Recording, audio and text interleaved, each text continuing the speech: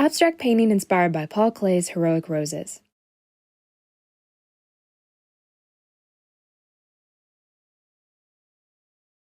Here is a fun art activity that you can do to create a Mother's Day gift for your mom or ask her to do with you on the day. You may not be able to take her out this weekend to celebrate, like to the State Rose Garden at Werribee Mansion, so we're going to help you bring the roses to her. I'm going to lead you step by step through the process of creating your own interpretation of Paul Klee's painting, Heroic Roses. Feel free to pause or rewind at any time as you need. You may also wish to open the PDF tutorial below or open the link for an image of Paul Klee's piece to refer to.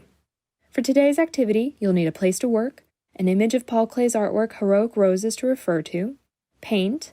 Today I'm working in acrylic paint for this project, but you could also try oil, pastels, crayons, or watercolors. And you'll need a palette, a surface to paint on like canvas, canvas board, or paper, and paper towels or an old rag, brushes, and some water. If you're working on paper, you might like some tape to tape down your work, and for the first step, we'll be using a pencil. For the very last step, you may wish to substitute a felt tip marker instead of paint. The paint colors I chose for this project are vermilion red, crimson red, violet, cobalt blue, lemon yellow, sap green, viridian, black, and later I add a little bit of pink. You are, of course, welcome to make variations to your own palette and use whatever colors you like. To set up for this project, I gathered my materials and taped my paper down to my work surface to help keep it from buckling and give me clean white edges at the end. To get started, I'm going to refer to Paul Klee's painting and sketch out the line elements in pencil. It doesn't have to be perfect, and feel free to make alterations to the design as you see fit. For the purposes of this video, I'm drawing quite heavily to ensure that you can see, but I recommend you make lighter marks on your paper or canvas. As I progress, I'm adjusting my lines to make my shapes more angular and dramatic. Feel free to experiment with your own.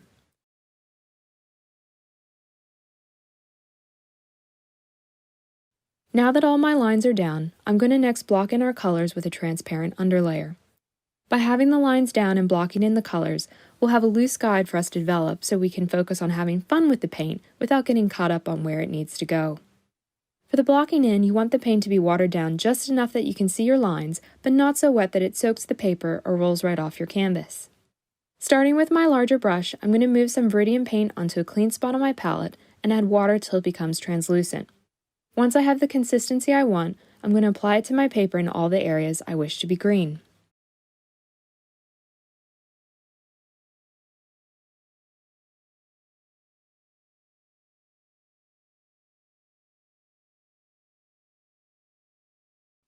Once I'm done with that, I'm going to rinse off and wipe my brush thoroughly. It's important to do this because the next color I want to block in is the reds, which are complementary to green. This means that if they mix together, I'll end up with brown.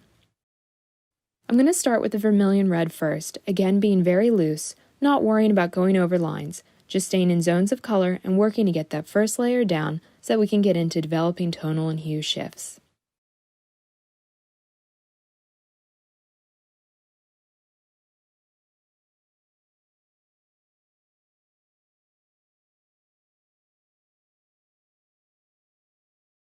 Now that the red is blocked in, I'm going to switch right into crimson and without adding any or much water, begin laying that directly on top of the vermilion in some areas.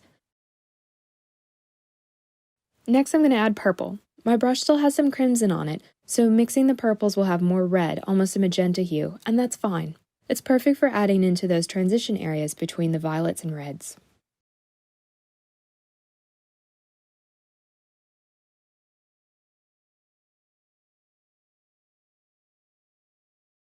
Next, still working with the violet hues, I'm going to add in some of that cobalt blue to make an even wider range of colors and apply this to sections similar to Klee's, bold swatches here and there, and even at times applying the blue straight to the work. Alright, we're starting to see the rough gist of the painting.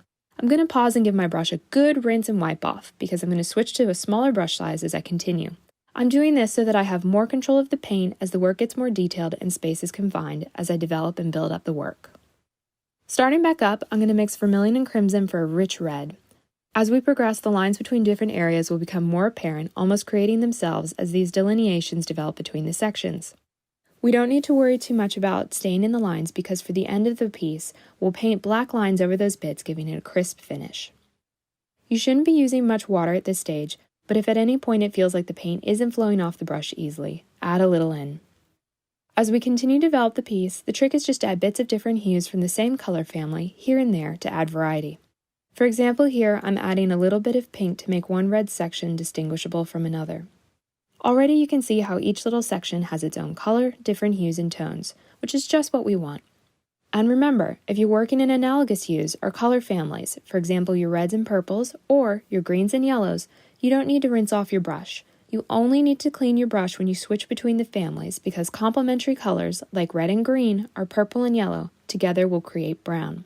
So just go with the flow and pick a color and add it to the mix. Generally speaking, I'm not pre-mixing a color and adding it to the surface, but rather bringing the paint to the section and mixing it directly there on the surface of the work.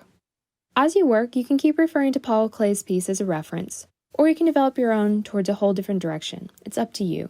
You could even do yellow or pink roses if you'd like. Feel free to experiment and make the work your own.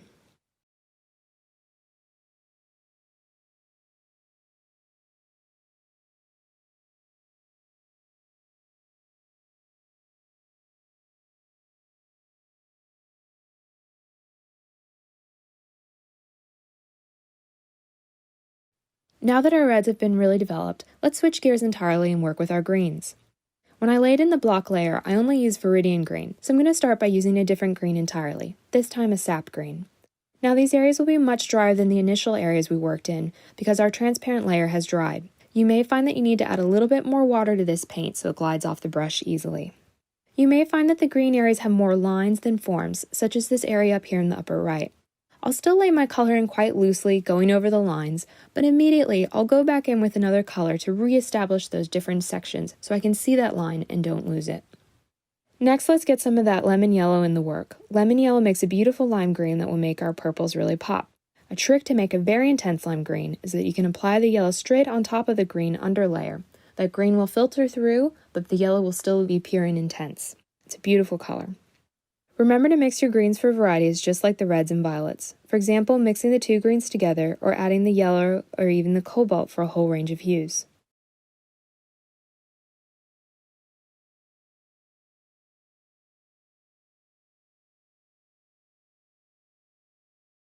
Now the hardest part is merging the sections together, that is, bringing the greens and the red sections together without making a really muddy brown.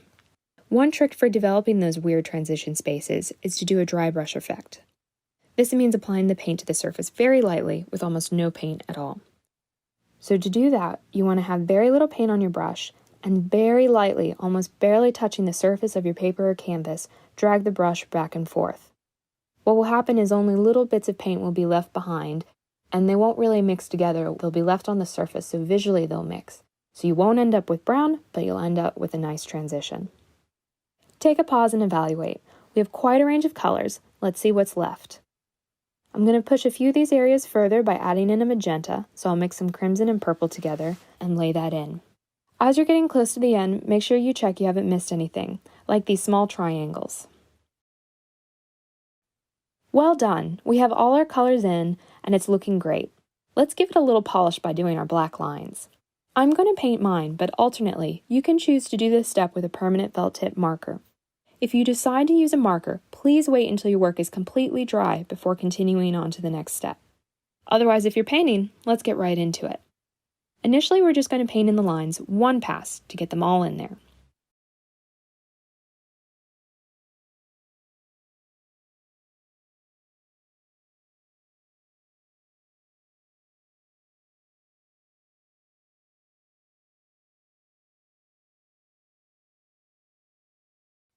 Now that they're all accounted for, let's go back in and develop parts of them by making them thicker and emphasizing sharp corners where we can.